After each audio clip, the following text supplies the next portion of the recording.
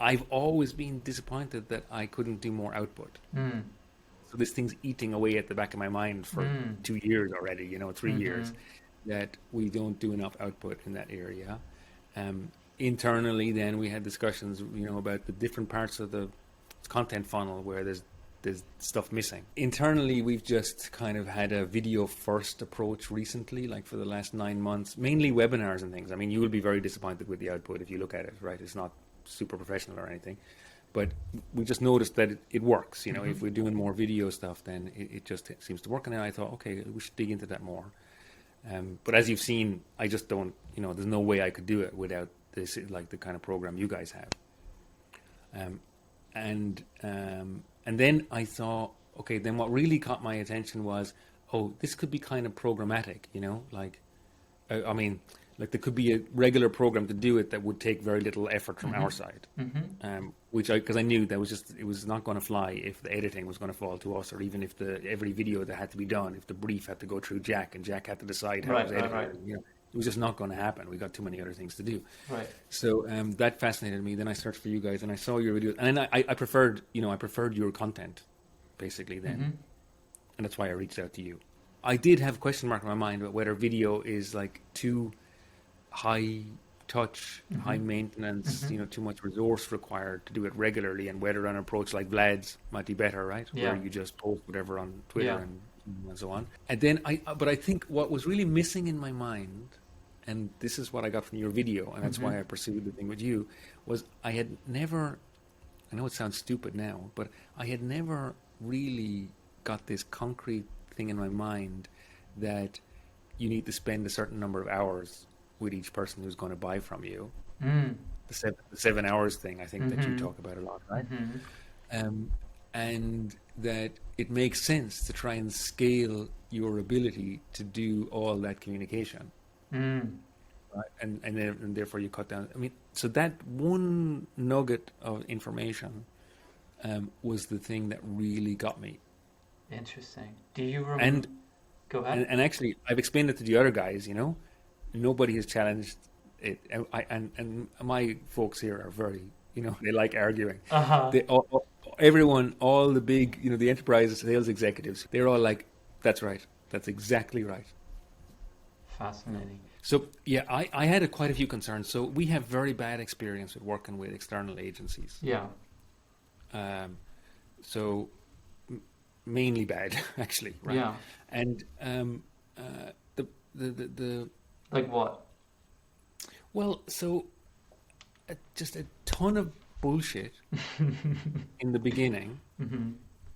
Then, meaning the onboarding takes long, or it's messy, or no? Well, lots of talk about the great stuff you could do, and then the different exercises in branding and strategy, and creation and whatever. Yeah, it's all okay, and then that's all interesting. We might even like all of that stuff. Yeah. But then, actually, I'm not thinking it's bullshit at that point. I'm thinking it's bullshit afterwards, because then basically it's kind of project work where huge amounts of effort actually have to come from our side, because there's not a process that's been managed on the agency side. So what it turns out, and then it's super expensive because because it's so nebulous, and they can do whatever, right? Because they're creative agencies usually, so they can do like almost anything you're trying to implement. It means that you kind of, every project expands into something much bigger than it would be if it was very specific. And then that's when you start to realize, all that other stuff was bullshit in the beginning, when people turned up at the early presentations to talk to us, because it's not really fitting to the way we want to manage our budgets or how much time we have to feed people with briefs and all that kind of thing. But my concerns were, and I think this is a huge selling point for you guys, and it's related to the not thinking and not needing to apply your own resource because you do it, is you're coming to solve like a really specific problem with a totally tailored solution for that, and it's a very common problem, so and I think that's really nice. Like, so, and what I was worried about, and that's what your question was, is unpredictable costs, huge resource problems on our side fulfilling this, who does the work, knowing how difficult it is to get content of high quality out regularly, especially when it's audio visual. Right. How did this get done? Right. Do you remember what took them? Because they at least were taken away to the extent that you signed a contract.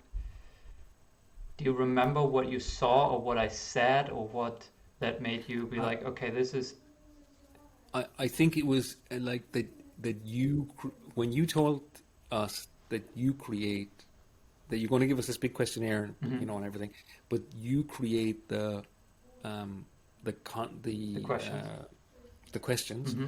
and then you turn up, Pierce, you could turn up for the recording, and then we do everything else. You review, and you have control over the review, and you can give feedback and all that kind of thing. Yep. And then when you told us we need access to your LinkedIn account and we need access to the thing, and we said why, and you said, okay, because we're going to upload these for you and all that kind of thing. Then we're like, okay, I see how this works. So that everything was kind of taken care of, and that it was structured, that you saw that it was really minimal. I think the level of structure is really important. Mm-hmm. Like nearly everybody who supplies to us, we have to train them, and over iteration after iteration after iteration. Yeah, it's interesting. Yeah, I think it's actually it's actually a limiting belief on the side of the marketing agencies, because we were at that point, and a lot of marketing people that I talk to, it's a creative process, so we can't have a process. Oh, we create a website for you. Well, that website needs to be from scratch. They don't have a process internally, because they believe to do good creative work, you can't have a process, because that's inherently uncreative. Yeah. And so during the process, they realize, oh shit, we need this thing from them too now. Oh wait, we need these assets too. What if we create this? Let us send it over to them and see what they think. So yeah, I agree. Interesting. I think that's a very, very good point, actually. Do you remember if Jack had any kind of concerns of what Jack wanted to see, or what yours and Jack conversation afterwards was of, figuring this out? Like, should we do this? Should we not do this? Like, was it an immediately, like, after the call, like, yeah, let's do this? Or were you guys, I remember Jack said, like, okay, this, like, seems like a really clearly defined process. Mm-hmm. So that's... Yeah, if Jack had a lot of objections, or even one or two, it would have taken longer. Right. But Jack was like, no, looks good to me. Cool. He usually has objections, so it's not like he's just really easy.